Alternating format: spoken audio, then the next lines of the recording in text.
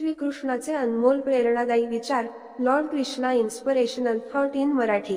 माणूस हा आपल्या विचाराने निर्माण झालेला असतो. जसा तो विचार करत असतो तसाच तो बनत देखील असतो.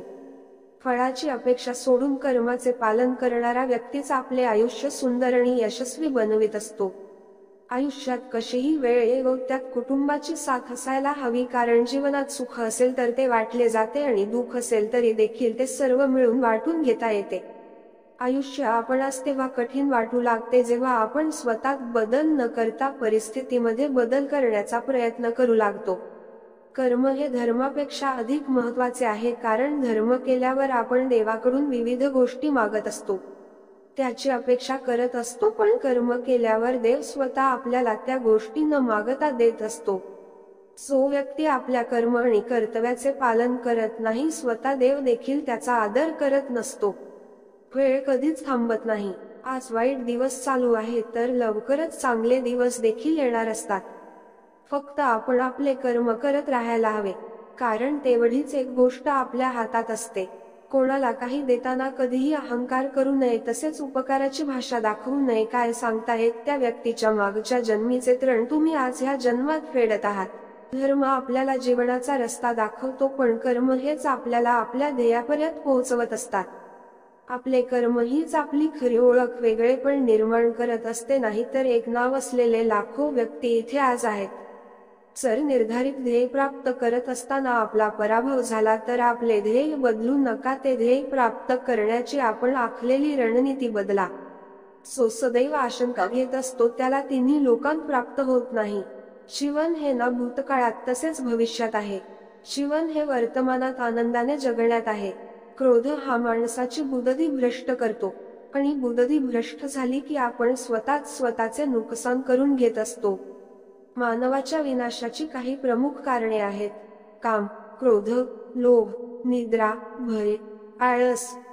आपण कमावलेले नाव, ऐश्वर्य, धनप्रतिष्ठा हे सर्व अहंकारामुळे गमावण्याची वेळ येत असते. ज्यांना तुमची कुठलीही पर्वा नाही अशा व्यक्तींमागे विनाकारण धावण्यापेक्षा जीवनात एकटे चालायला शिका. जेव्हा एखादी समस्या जन्माला तेव्हा तिचे निवारण करण्याचा उपाय देखील त्या समस्येबरोबरच जन्माला येत असतो. कर्म करणे आपल्या हातात, त्याचे फळ द्यायचे की नाही, तसेच कधी द्यायचे आणि किती द्यायचे हे सर्व प्रकृतीच्या हातात आहे. जशी वागणूक इतरांनी आपणास दिलेली आपणास अजिबात आवडत नसते, तशी वागणूक आपण इतरांना देखील कधीच देऊ नये. एखाद्याला चुकी केल्याबद्दल समोरासमोर तोंडाने बोलून माफी द्यायला एक क्षण सुद्धा आपणास लागत नसतो, पण त्याच ठिकाणी त्या व्यक्तीस मनापासून माफ करायला आपले अर्धे आयुष्य निघून जात असते. कोणाचे वाईट करायला, वाईट काम करायला कुठलीही मेहनत करावी लागत नसते, ते लगेच होऊन जाते. पण याच ठिकाणी आपण जेव्हा एखाद्याचे चांगले करू पाहतो, चांगले कार्य करू पाहतो, आपल्याला त्यासाठी खूप संघर्ष करावा लागत असतो. स्वतःला सुखी ठेवायचे असेल तर कधीही इतरांना दुःख देण्याचे पाप डोक्यावर घेऊ नका. प्रत्येकामध्ये वेगवेगळे गुण, कला, कौशल्य आणि सामर्थ्य असते, म्हणून कधीच कोणाला कमी लेखू नका. कारण प्रत्येक जण आपल्या क्षेत्राचा राजा असतो. आपल्या अपेक्षा आणि मोह हेच आपल्या दुःखाचे सर्वात मोठे कारण आहे. जर आपण आपले मन आपल्या ताब्यात ठेवले नाही तर तेच मन आपल्या शत्रूप्रमाणे कार्य करू लागते. अज्ञानी व्यक्ती फक्त स्वतःच्या फायद्याचा विचार करत असतो, आणि बुद्धिमान व्यक्ती सर्वांच्या फायद्याचा, सुखाचा विचार करत असते. ह्या सृष्टीत जे काही घडते ते आपल्या चांगल्यासाठीच घडत असते. हे ज्याला समजले तो कधीही नशिबाला दोष देत आणि देवाकडे तक्रार करत बसत नाही. ज्याच्या मनात ईश्वराप्रती भक्ती निर्माण झाली त्याला सृष्टीच्या प्रत्येक कणाकणात देव दिसू लागतो. प्रेमाने जोडलेले नाते कधी तुटत नाही आणि स्वार्थीपणाने जोडलेले नाते कधीच अधिक काळ टिकत नाही. अशांत मनाला नियंत्रित करणे नक्कीच अवघड आहे, पण सराव केला तर आपण आपल्या मनावर ताबा नक्कीच प्राप्त करू शकतो. मनुष्य त्याच्या जन्माने नव्हे तर कर्माने महान बनत असतो.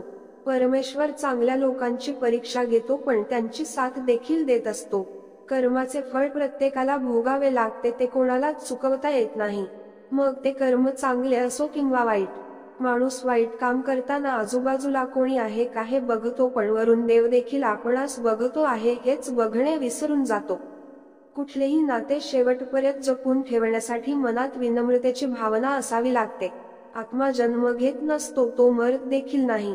न त्याला कोणी अग्नीत जाळू शकते, न पाण्यात भिजवू शकते, कारण आत्मा हा अमर अविनाशी आहे. जर एखादी गोष्ट मिळण्यासाठी आपणास खूप वाट पाहावी लागत असेल तर समजून जावे की जितके आपण मागितले आहे त्यापेक्षा अधिक आपणास प्राप्त होणार आहे.